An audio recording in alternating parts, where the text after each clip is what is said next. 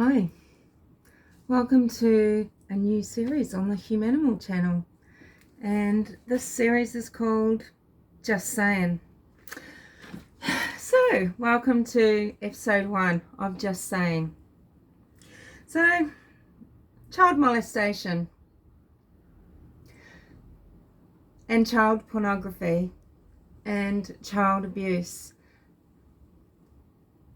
I'm just going to have a quick talk here about some facts and figures from studies done in America on people who are convicted and in prison for child molestation, child pornography and child abuse. These terms can mean many things. Child pornography is defined in many ways. It can be kept in many forms, and it can involve children of all ages and both sexes. What do studies show about people that have been caught with child pornography?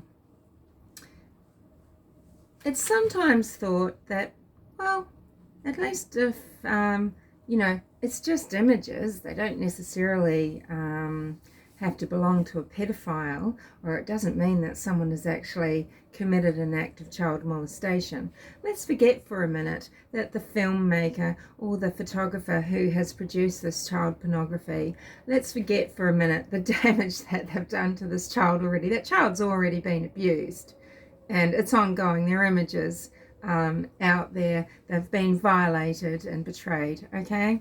But let's just not talk about that. I'm talking about, let's just say someone has been caught with child pornography.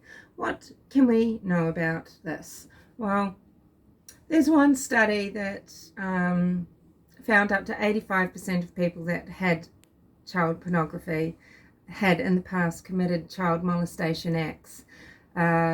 This has been rebuked a little bit because people felt that in conducting the study in the prison, that prisoners might have been unduly coerced to say certain things, and also it had too much use of polygraph.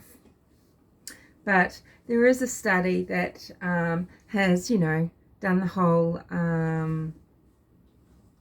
wire around your pee-pee and tested sexual arousal, and also it found up to 50% of people that had been caught with child pornography had molested children in the past. They just had never admitted it.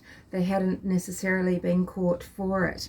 Through the course of this program that was conducted in the prison with people in prison who had previously not admitted to actual molestation, they eventually, by the end of the program, they'd started off, there had been 55 admittals from 155 people of child molestation acts. By the end of it, they had admitted to 1,434.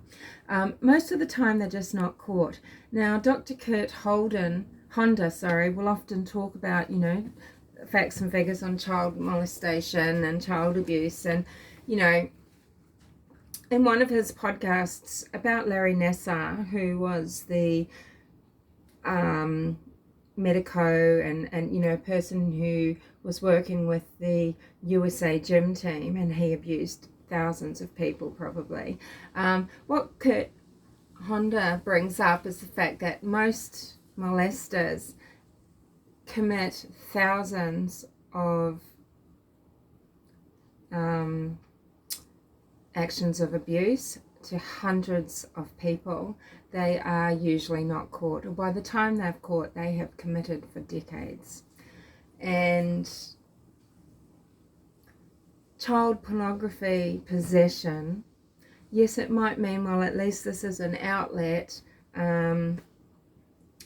but there is damage in possessing it. There is a small faction of people that will possess it just because they're human rights. They want to assert their right for any expression and information. They're not pornographers, pornography buffs in the sense that they're interested in pornography for the content. It's the idea that they want to be able to possess it. That's some type of activist that I don't understand. But you know, then there are people that, you know, they use it because they do not want to offend. So they are pedophiles, but they're not going to offend. But many studies have shown that the case is more than likely that if a person has got child pornography, they have molested a child already before they have gained access to the child pornography. So, you know, I just thought that was something I wanted to talk to you about.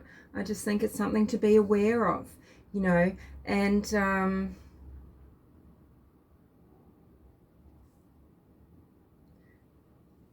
if that's something that you feel you can forgive, well, I mean, wow, I guess that's up to you. But do people stop offending, or do they just become more tricksy with it? I mean, Larry of the USA gymnastic team abuse situation, he abused for decades. He was lovely. He would do anything for anyone. He was so helpful. He groomed the children, and he groomed the people around the children that and young adults that would normally be there protecting. He violated children and young adults in front of their parents. These people are smart. They are often the good guys. They are often kindly. They often do things to help. They are ingratiating, and they're right there in front of you. Child abusers, people who molest children, and they find ways to be around their victims. So this could be with their work, so their profession.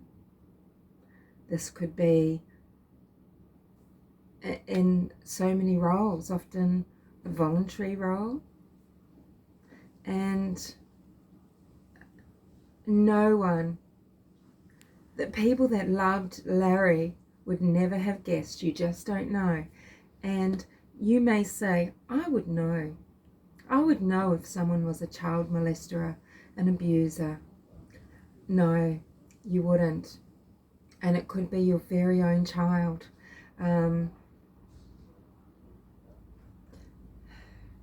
They often know exactly what they're doing, and they know how to break down that child so that they don't trust that if they told anyone, they would be believed. And how do they do this? Maybe they break this child down by physical abuse and fear, and maybe creating a situation where the child will do anything to avoid the violence. Maybe something else is preferable, some sort of love, show of affection.